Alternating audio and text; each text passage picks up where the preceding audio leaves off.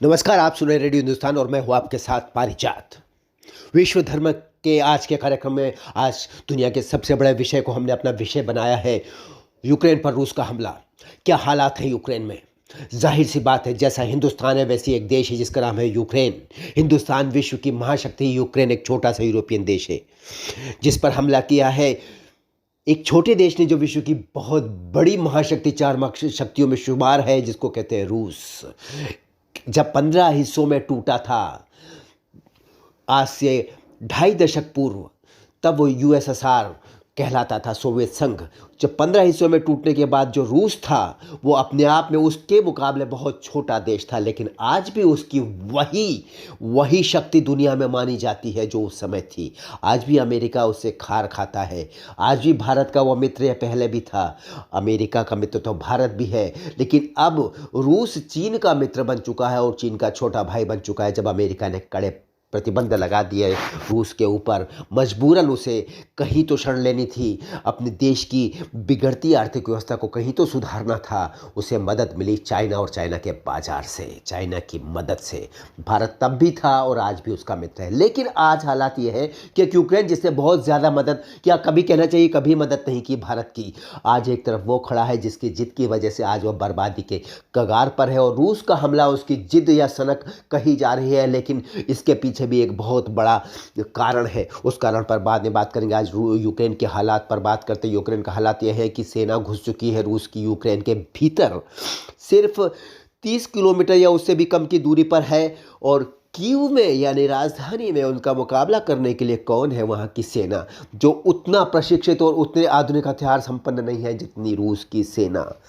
तो इस बात से जाहिर है कि जब किसी देश की जनता को युद्ध में उतरना पड़े, उसके राष्ट्रपति को कहना पड़े कि आप लोग आइए राष्ट्र की रक्षा के लिए, आप समझ जाइए क्या हालात है। पहले ही समर्पण कर दिया है यूक्रेन ने। ऊपर से अब यूक्रेन के राष्ट्रपति जेलेंस्की का फिर से बयान आ गया है कि मैं कीव छोड़कर भागने वाला नहीं हूँ, जाने वाला नहीं हूँ कहा है उन्होंने, पर उसका अर्थ यही है। इसका अर्थ ये बात तब कही जाती है जब उन्हें पता हो जाता है कि कुछ घंटों में या आज के दिन ही यूक्रेन की राजधानी में कब्जा हो जाएगा विदेशी सेना का, रूस की सेना का। इसका अर्थ है कि यूक्रेन में रूस का कब्जा हो जाएगा। ऐसी हालात में जिनसे उम्मीद थी वो कहीं नज़र नहीं आए, नाटो कहीं दूर तक नहीं दिखा। अमेरिका के राष्ट्रपति चले गए हैं छुट्टी मनाने अपनी पत्नी के साथ। क्या संदेश यूक्रेन का समझ में आ गया। सारी दुनिया के लिए संदेश हो गया कि अपना जंग खुद लड़ना होता है, अपने मरे ही स्वर्ग देखना होता है। खैर, यूक्रेन के हालात पर बात कर रहे हैं।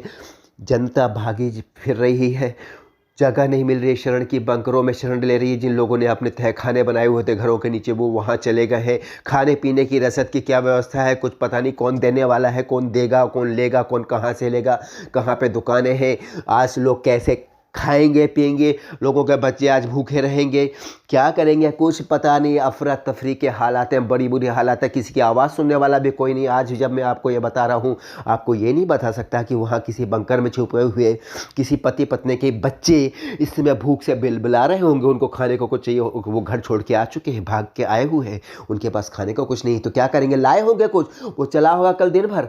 आज तीसरा दिन है, कल चौथा होगा, कल चौथा दिन नहीं होगा, क्योंकि उसके पहले ही यूक्रेन का चौथा हो जाएगा, यानी कि यूक्रेन पर हमला हो जाएगा। अब यूक्रेन को समझ में ये भी आएगा कि भारत के साथ ज़बरदस्ती की जिद करके भारत का विरोध करना अपरोक्ष रूप से समझदारी नहीं है। परोक्ष रूप से उन्होंने भारत का विरोध किया था। खैर कोई बात नहीं, भारत को किसी से कोई दुश्मनी नहीं है, ना भारत बदले की भावना से प्रेरित है। पर फिर भी ये स्थिति ऐसी है कि भारत ने यूनाइटेड नेशंस में वोटिंग का बहिष्कार किया। भारत, यूएई और एक देश और है जिसने ये समझदारी का फैसला किया।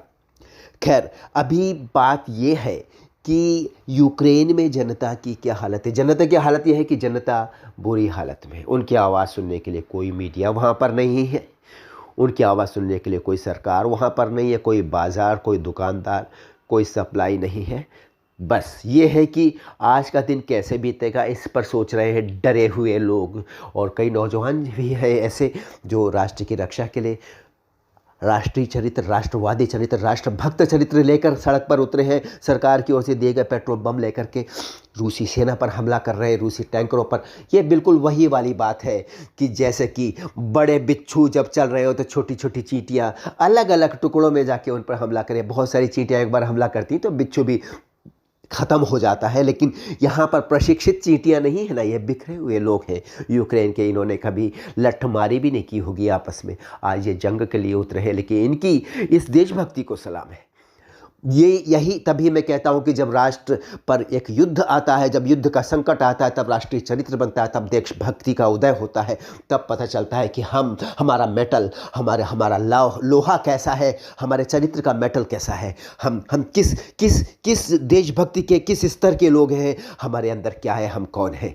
यह पहचान आज यूक्रेन की जनता ने, कम से कम उन लोगों ने ज़रूर दे दी जो राष्ट्रपति के आह्वान पर देश की रक्षा के लिए सड़कों पर उतर आए, जंग लड़ने के लिए। फिर मिलता हूँ आपसे यही बताने के लिए कि आगे क्या हालात तो आप देख ही रहे हैं सब टीवी पर, जल्दी से सुनाने के लिए, ताकि आप करते रहे अपना काम और सुनते रहे रेडियो हिंदुस्तान। मैं फिर हाजिर होऊंगा आपके सामने। नमस्कार।